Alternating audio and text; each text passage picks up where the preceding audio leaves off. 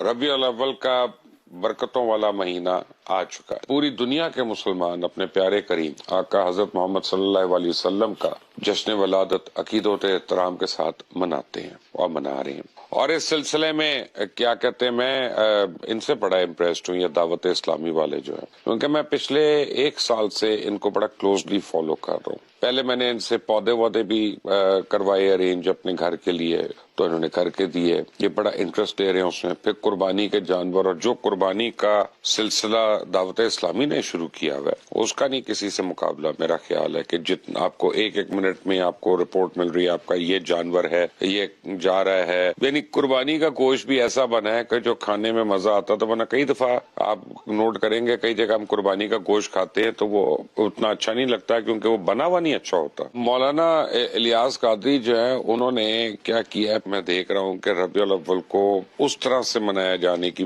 بات کر رہے ہیں جس طرح سے منایا جانا چاہیے۔ ہم وہ کام کریں کہ جو سنت رسول کو صلی اللہ علیہ وسلم کو آگے لے کے چلے کسی نہ کسی سے، یا کوئی صدقہ جاریہ کریٹ ہو، یا کوئی ایسی چیز ہو کہ اس کی وجہ سے مسلمانوں کو لوگ افضل سمجھیں، احسن سمجھیں۔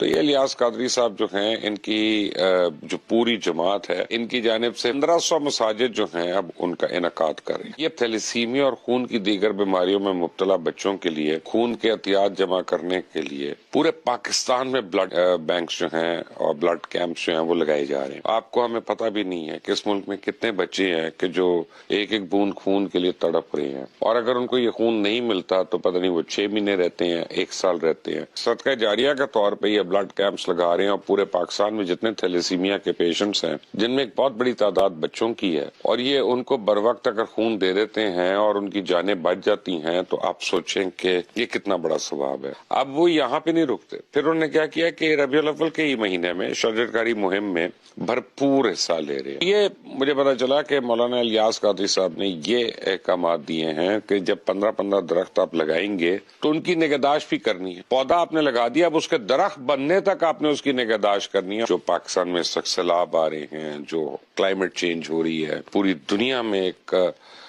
ماحولیات کو خطرہ ہوا ہے، وہ صرف ٹری پلانٹیشن سے ہی دور ہو سکتا ہے۔ انہوں نے سوچا کہ ہم اس بابرکت مہینے میں ایسے کام کریں کہ جو انسانیت کے کام آئیں۔ اللہ تعالیٰ مولانا الیاس قادری صاحب کو صحت بھی دے، زندگی بھی دے۔